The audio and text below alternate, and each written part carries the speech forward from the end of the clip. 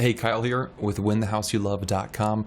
Today we're talking about $1,020 worth of upfront home buying expenses that you might be forgetting. So the whole point of this video is not to cause any panic. What I want to do is show you these numbers up front so they don't catch you off guard. So I'm going to explain what these upfront costs are and then all of the other costs that you might see during a home buying transaction. Now, this is going to be mainly focused on if you're using a loan to purchase a house. If you're using cash, these costs might be a little bit lower.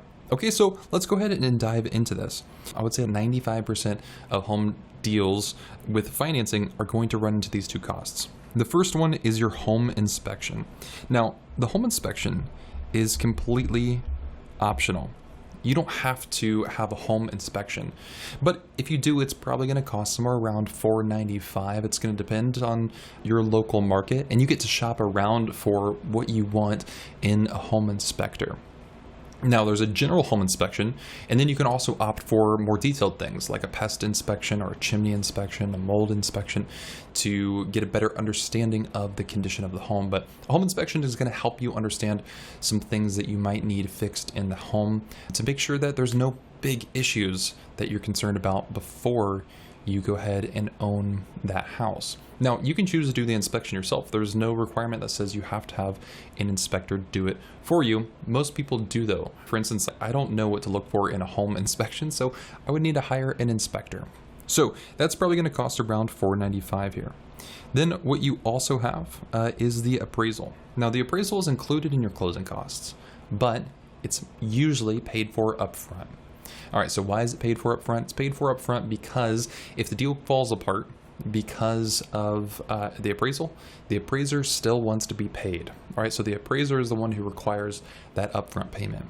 Appraisals change in cost depending on where you're at geographically. A harder to reach location is going to cost a little bit more money. An easier to reach location, so more populated areas, are going to cost less money because it's easier for an appraiser to get there. It's harder for an appraiser to go out in a rural area. But you're probably looking somewhere around $525 for that appraisal to be done. That's going to help the lender see the value of your home so you can get that loan on the house. All right, now some other upfront costs that you might run into sometimes. So the ones in the blue here are adding up to the $1,020. The ones here in the gray are dependent on your situation. Let's talk through these really quickly. Number one, you might have an application or a credit check cost. Some lenders charge this. For instance, we don't charge any upfront cost when we do an application. Some lenders might. It might be $31, might be $100. It really depends on the lender. So you might run into that. You also might have an earnest money deposit.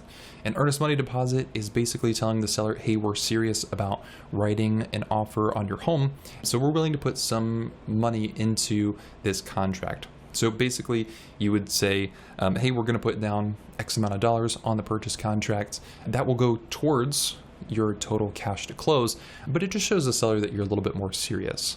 Most people do about 1% of the purchase price as their earnest money deposit. Some people don't do earnest money at all, and that's really a better strategy if you don't have to do earnest money, but sometimes in a heavy seller's market, you might need to use earnest money. Also, you might have an attorney cost. An attorney cost is not 1% here. I don't know why I put that in there. Attorney costs might run you a couple $100 here. Not every state has an attorney. In some states, people use attorneys. In some states, they don't. For example, the states I'm licensed in, Ohio, Tennessee, and Florida, nobody uses an attorney. They have their realtor walk them through the contract. You're welcome to hire them if you need to, but if you don't have to, then you might be able to save some money there.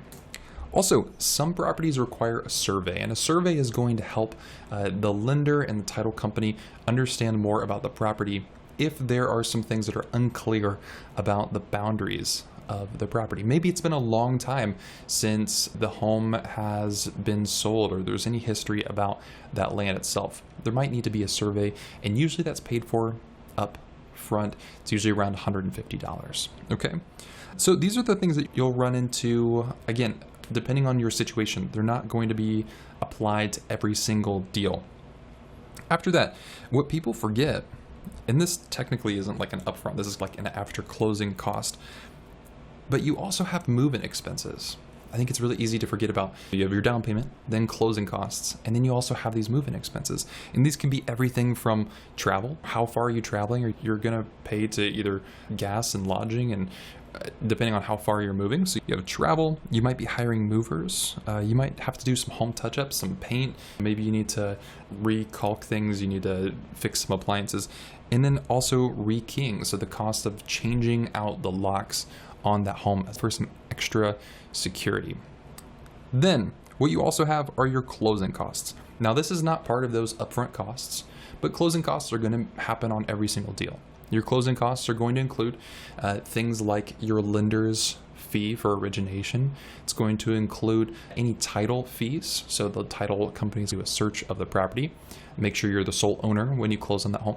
The county's going to charge some fees to record the deed and the mortgage. And then you also have taxes and homeowners insurance as well. Those all add together as your closing costs. And those can run anywhere from 2 to 5% of the purchase price as a good rule of thumb. And again, you can always have the seller pay these. You can negotiate in your contract to have the seller pay a percentage of the purchase price towards closing costs. So we covered a lot here. Let's have a calm moment and realize that there are a lot of expenses in buying a house. You might be in the place where you're renting and everyone's saying you're throwing money away by renting, and you're looking at all of these videos about buying a home and you're seeing, I don't know, all these costs are adding up quite a bit, and it starts to feel a little overwhelming. And that's okay, because buying a home can be expensive. There's a lot of money that goes in upfront, and it's not always easy to see the full picture of what's going on. What I would suggest is go ahead and start writing down what these costs look like for you. Start to get an idea of what this can look like, because often what happens when we're jumping into something new, when we don't write things down, it just stays in our head. And things in our head start to multiply and become more anxiety inducing than when we actually write them down and start to see, okay, maybe this isn't as bad as we thought.